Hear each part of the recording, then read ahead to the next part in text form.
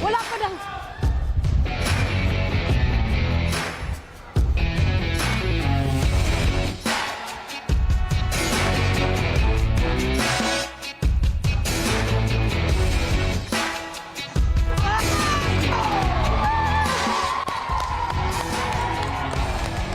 Uy!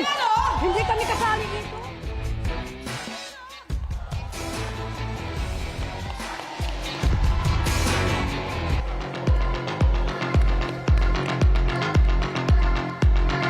Ano, hindi na tayo pwesto?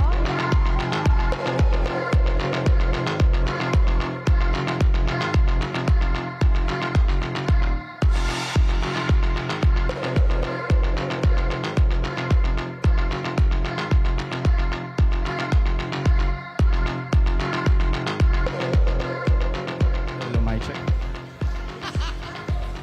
Good morning mga kabarangay. Ako nga pala si Imar Arevalo, 20 years old, ang Karate Bay ng Caloocan City.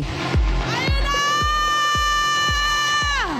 Palakpakan naman natin si Imar! Yay! Napakahusay, napakagaling! Nailigtas ang nag-iisang babaeng tuwang-tuwa! Tuwang-tuwa! Ba? Parang di lang isang tontoa eh. Uy! Ayaw ma-rescue eh! Sa sobrang lapit nila, ang init na ng batok ko. Yeah! Sabi, grabe init ang pagtanggap ng mga nanay natin. Kasi nagigili kasi parang nga naman anak nila. Oo naman! Oh, Tuwa-tuwa sila kasi kabarangay nila ito. Yes, Ito na oh. ako, napakaganda. Ang ganda ng ano mo, ng mga ginagawa niya. Into sports ka talaga. Opo, thank you po. Diba? Ang dami mong anong mga sports ba? Bukod dito sa yung, ano ba ang tawag dito sa yung Sport. Kimono. Sport. Karate do po. Karate do. Yes po. Japanese ang karate do. Apo, apo, Yes. apo. Ilang taon ka na nagkakarate? 3 years po. Magti 3 years po. Opo. Bakit ka napunta sa pagkakarate? Actually po, naghatid sundo lang po ako ng pinsan ko din. Nagkaroon lang po ako ng interest po. Like, what if Oo. itry ko po? Okay. Yun po. Oh, bukod Tapos, sa karate do, ano pa mga sports ang na-try mo? Nung grade 7 po ako hanggang grade 9, nag-archery po ako. Then Archery? senior high po, nag-hobby ko lang po ang basketball po. Then Oo. college po, nag-karate doon na po ako. Bakit nag-jump ka ng iba't ibang klase ng sports? Anong meron? Bakit ka na mamagnetize ng mga sports? Hindi ko po alam, parang naging puso ko na rin po kasi. Sporty po. Oo, Ayan po. parang gusto mo yun. Ay! Guy, ate!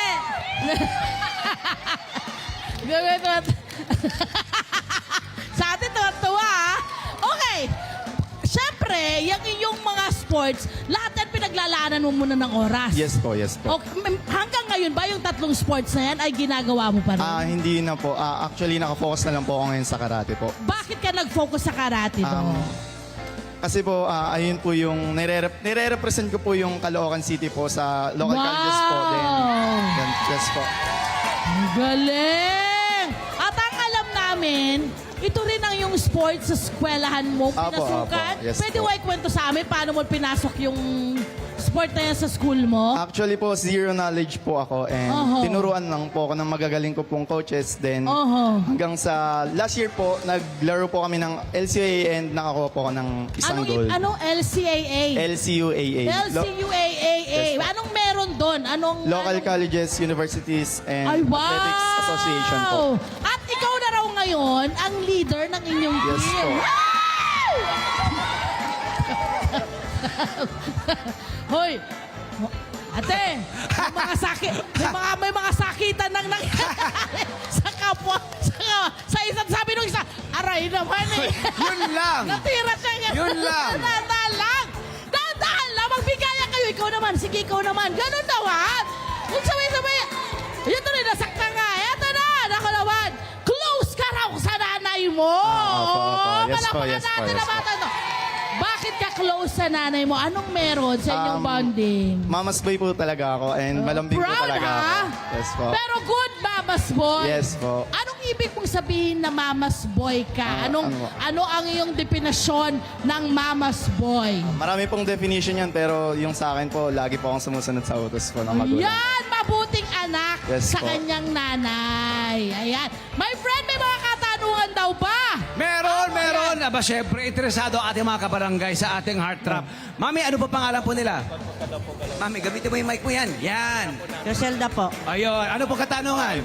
ano ang mapapayo mo sa mga anak na tulad mo tungkol sa pakikipagbanding at pagiging open sa mga magulang? Ano ang payo mo raw sa mga anak na tulad mo na tungkol sa pakikipagbanding at pagiging open sa mga magulang? Isa lang po yung masasabi ko po, magsabi po ng totoo sa magulang and maintindihan naman po nila yon and alam na po nila yung sasabihin and gagawin po nila para ma-approach po kayo ng maayos po. Yun lang po. Ikaw ba kailangan ka pang tanungin ng nanay mo ng kumusta anak, anong mga nangyayari sa iyo ngayong araw na to, or kayo yung magnanay na talaga namang magsabi o hindi, kusa kayong nag-uusap? Magsabi man po or hindi, nag-usap po talaga kami ng mama. Yes po. Wow! Sana all! At hindi lang yan, my friend, tumutulong ka raw sa gastusin sa bahay. Sakto lang po. Grabe ka naman! Sana naman lahat ng anak ganun, ano?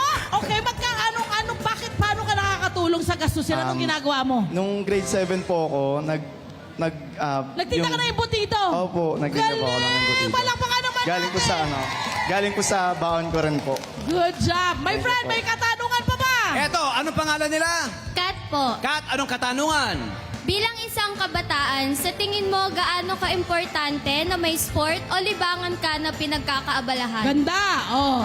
Isa lang rin ang aking masasabi is yung disiplina and mawawala ka sa bisyo and yung mga bad friends po mawawala po sa Ganda!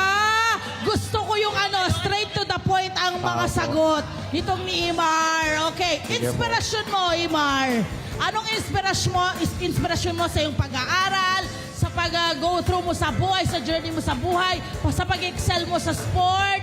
Gaya po ng sinabi ko kanina ng Mama's Boys, syempre po si Mama po and si Lola po na gusto ko pong maramdaman po nila yung angat po and yung tawag dito.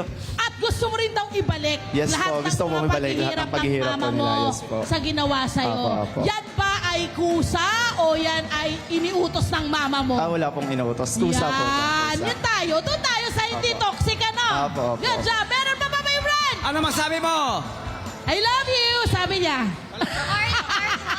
Heart, heart, heart! Yeah!